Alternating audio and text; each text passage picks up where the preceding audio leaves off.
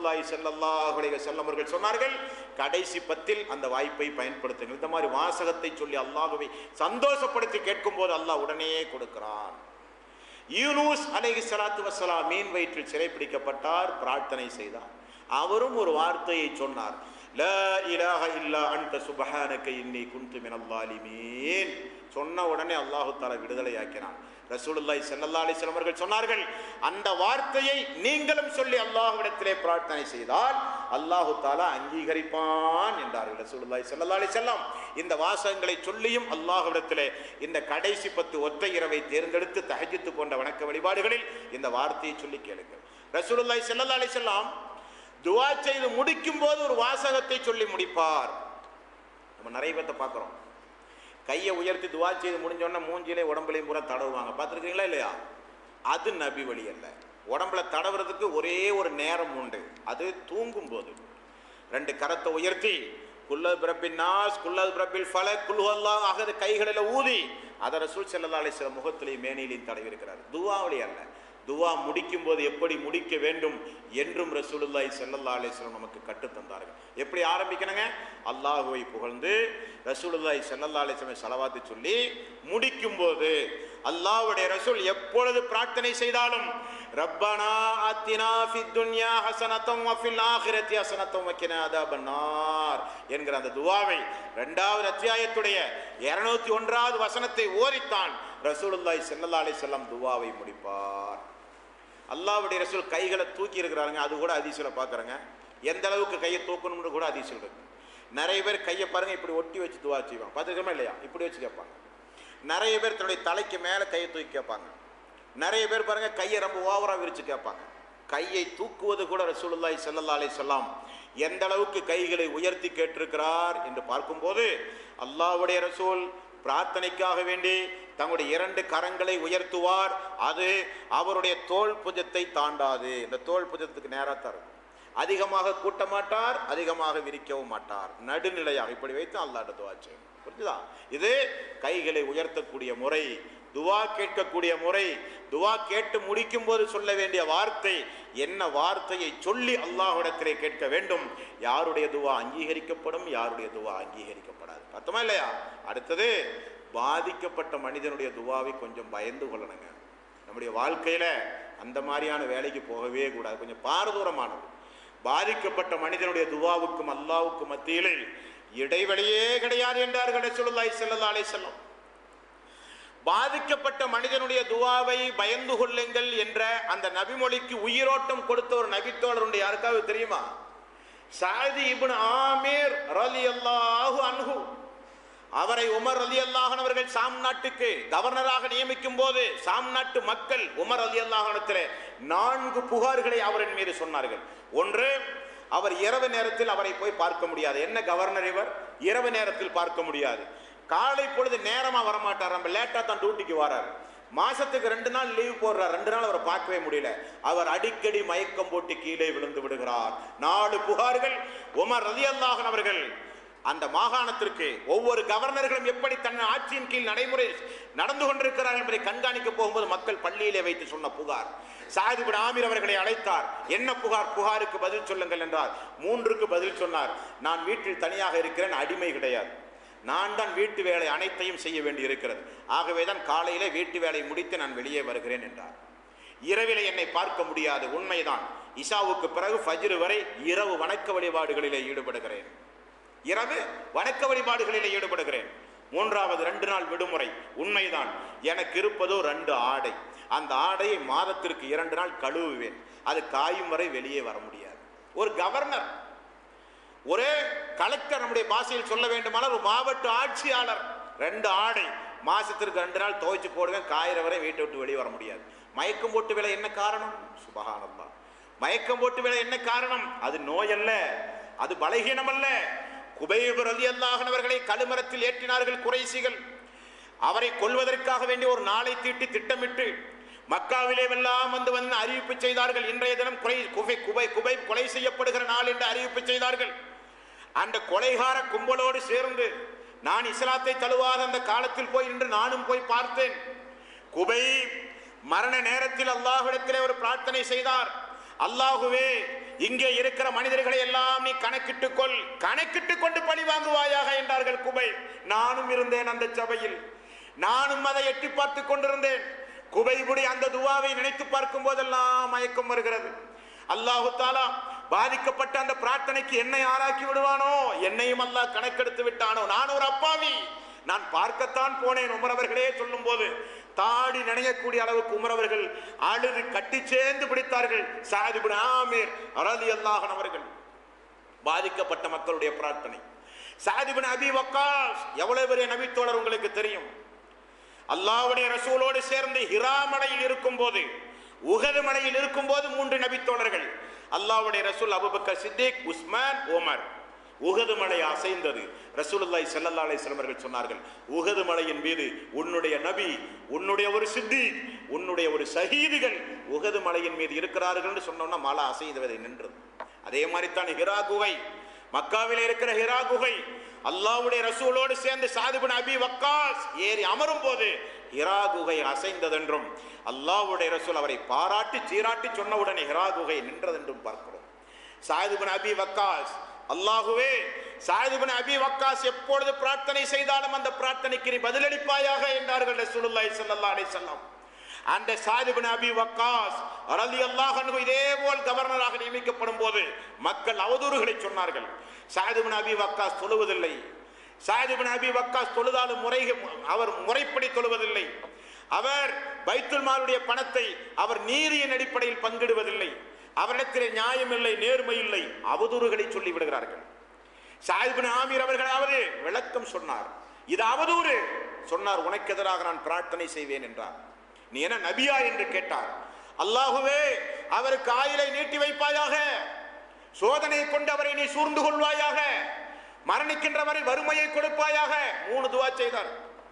அந்த மனிதர் மரணித்தது எப்படி என்று புகாரி என்கிற ஹதீஸ்ல பாருங்க. புருவ மயிரெல்லாம் பெரிதாயி, கண்களெல்லாம் குருடாயி, உண்பதற்கு உணவில்லாமல், நடக்கும்போது சிறுவர்கள், பெண்கள், பெரியோர்கள் எல்லாம் மோதி மோதி பிறருடைய உதவி இல்லாமல் வாழவே முடியாது என்கிற நிலை வந்து சக்கராத்துடைய நேரத்தில் சஅதுடைய துஆவை அல்லாஹ் அங்கீகரித்து விட்டானே என்று ரசூலுல்லாஹி ஸல்லல்லாஹு அலைஹி வஸல்லம் அவர்கள் சொன்ன அந்த சஅத் அவர்களுடைய நினைத்து பார்த்து இறந்து போன ஒரு தோழருடைய வாழ்க்கை இன்னும் ஹதீஸ்களிலே உண்டு. பாதிக்கப்பட்ட மக்களுடைய பிரார்த்தனை. ரசூலுல்லாஹி ஸல்லல்லாஹு அலைஹி வஸல்லம் அவர்கள் சொன்னார்கள், உங்களில் யாருக்காவது மரண நேரம் நெருங்கினால், உங்களில் யாருக்காவது மரண நேரம் நெருங்கினால் நீங்கள் செய்ய வேண்டிய முதல் வேலை மக்களை எல்லாம் அழைத்து எங்கெங்க கடை இருக்கு, எங்கெல்லாம் சொத்து இருக்கு, இதுவல்ல, அது நீ சொன்னாவிட்டாலும் சொல்லாவிட்டாலும் மௌத்தாப்பான சொத்தெல்லாம் வாரிசுக்கு தான் போகுது. சொல்ல வேண்டிய முதல் டியூட்டி என்ன ரசூலுல்லாஹி ஸல்லல்லாஹு அலைஹி வஸல்லம் அவர்கள் சொன்னார்கள், மக்களிடத்திலே சென்று பரிகாரம் தேடுங்கள். எதற்காக வேண்டி பரிகாரம்? உலகத்தில் வாழும்போது யாரையாவது மனசு நோகுமாறு பேசி இருந்தாலோ, உலகத்தில் வாழும்போது யாரையாவது அடித்திருந்தாலோ, யாரையாவது பாதிப்புக்குள்ளாக்கி இருந்தாலோ உடனே போய் உலகத்தில் பரிகாரம் தேடுங்கள். நாம பரிகாரம் தேடுவோம் எப்ப தெரியுமா? ஹஜ் கமிட்டியில பேர் வந்த உடனே, குழுக்கள்ல பணம் கட்டியிருப்பாரு, ஹஜ் கமிட்டியில பேர் வந்த உடனே எல்லா பக்கம் போய் சாந்தி சமாதானம், ஒரு நெருக்கம். அதுவல்ல மார்க்கம். பேர் வராட்டி காலமெல்லாம் பகமை, அப்படியா? அதுவல்ல. ஹஜ்ஜுக்கு போகும்போதல்ல நெருக்கத்தை உண்டாக்குறது. ஒரு இறை விசுவாசி எப்பொழுதும் ஒரு 40 நபர்களை இந்த மனித சமுதாயத்திலே, நம்மை நேசிக்கின்ற ஒரு 40 நபர்களையாவது குறைஞ்சபட்சம் இந்த சமுதாயத்திலே நாம் உண்டாக்க வேண்டும். அது ஒவ்வொரு மூமினான இறை விசுவாசியான ஆண்களின் மீது கடமை, பெண்களின் மீதும் கடமை. ஏன் 40 நபர்கள் வேணும்? உள்ளபூர்வமா நம்மை நேசிக்கக்கூடிய ஒரு 40 நபர்கள், உள்ளபூர்வமாக நமக்காக வேண்டிய அல்லாஹ்விடத்திலே பிரார்த்தனை செய்கிற ஒரு 40 நபர்கள். ரசூலுல்லாஹி ஸல்லல்லாஹு அலைஹி வஸல்லம் அவர்கள் சொன்னாருங்க, ஒரு ஜனாசாவில் இணை வைக்காத 40 நபர்கள் கலந்து அவருக்காக வேண்டி உள்ள தூய்மையோடு பிரார்த்தனை செய்தால் அவர் சொர்க்கம் செல்லுவார். சொன்னாரா இல்லையா? 100 நபர்கள் என்று இன்னொரு ஹதீஸும் உண்டு. குறைந்தது 40 நபர்கள் இந்த சமுதாயத்தில் நமக்கு தேவை. அன்போடு பாசத்தோடு சமுதாயத்தில் நடக்கணும். பகமை உணர்வோடு நடந்து கொள்ளக்கூடாது. உள்ளத்தில் ஒரு வெறுப்புணர்வோடு ஒரு மனிதன் நடந்தால் அவன் மறைமுகமான தீவிரவாதத்திற்கு அவன் தயாராகிறான் என்று பழமொழி உண்டு. வெறுப்புணர்வு, பகமை, பிறரை நோவடித்தல், மனசு நோகுமாறு பேசுவது, மனசை காயப்படுத்துவது, மனசை ஊனப்படுத்துவது, அடிப்பது, பட்டப்பெயர் சொல்லுவது, அவதூறு பேசுவது, புறம் பேசுவது, திட்டுவது, இதே ஒரு சில பேருக்கு தொழில், டைம் பாஸ் அவர்களுக்கு.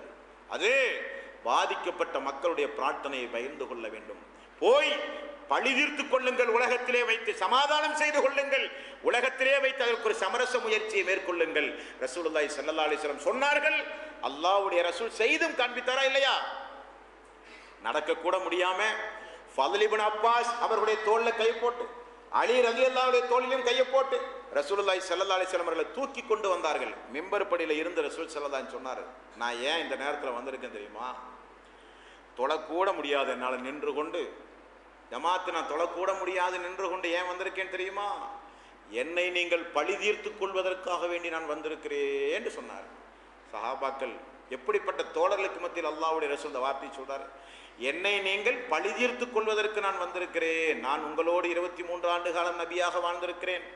யாரையாவது நான் பேசியிருந்தால் என்னை பேசி பழி தீர்த்துக் கொள்ளுங்கள், யாரையாவது நான் அடித்திருந்தால் என்னை அடித்து பழி தீர்த்துக் கொள்ளுங்கள், யாரிடமிருந்தாவது காசு பணம் வாங்கியிருந்தால் கேட்டு வாங்கி கொள்ளுங்கள். 3 முறை சொன்னார். சஹாபாக்கள் மௌனமாவே இருந்தாங்க. 4வது முறை அல்லாஹ்வுடைய ரசூல் சொன்னார்கள், என்னை பழி தீர்த்துக் கொள்பவரைத்தான் நான் நேசிப்பேன்.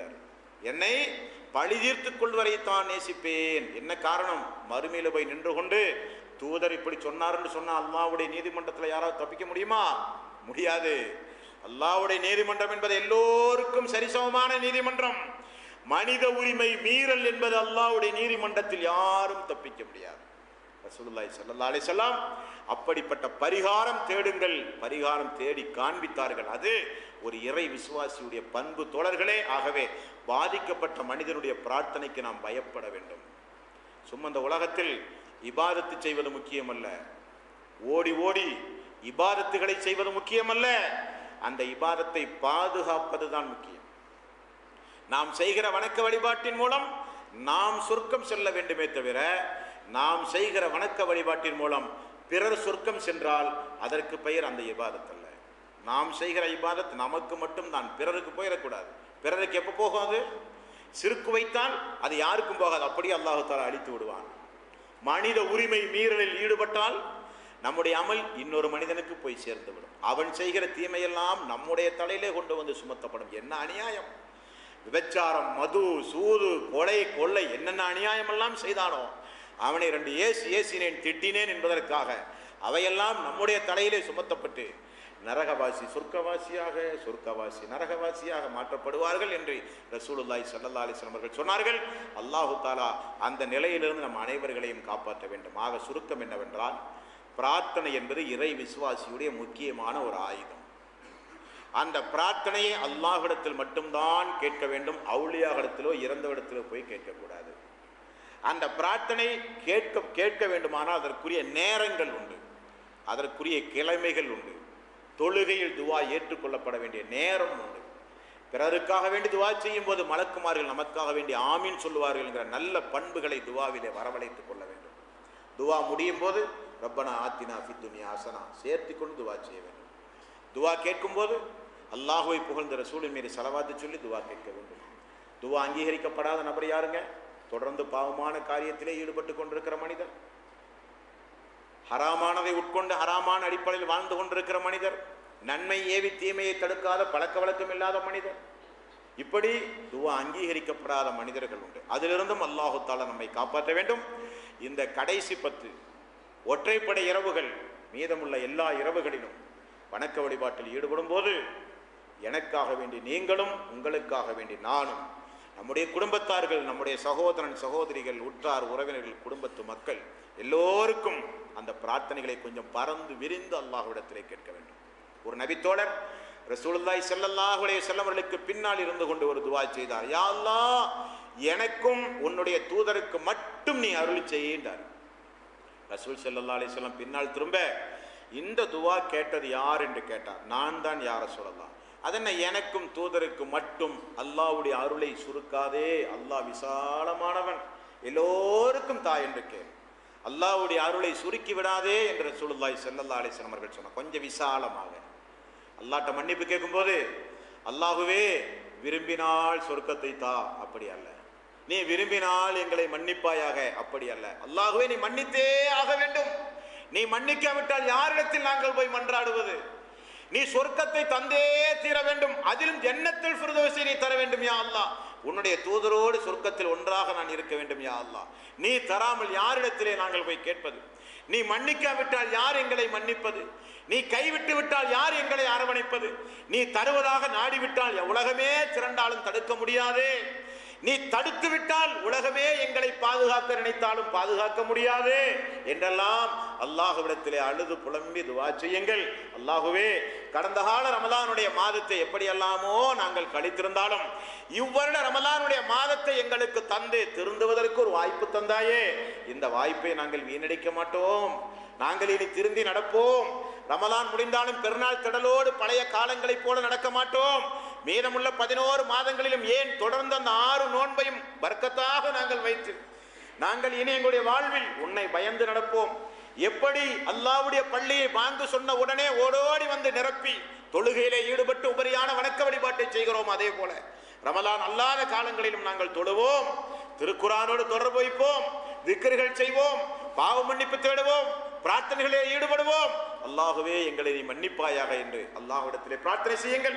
நமக்கு முன்னால் மரணித்து போன சஹாபாக்கள், சங்கைக்குரிய இமாம்கள், தாபீன்கள், தபா தாபீன்கள், மார்க்கத்திற்காக வேண்டி உழைத்து தியாகம் செய்த எத்தனையோ சங்கைக்குரிய பெருமக்கள் உண்டு.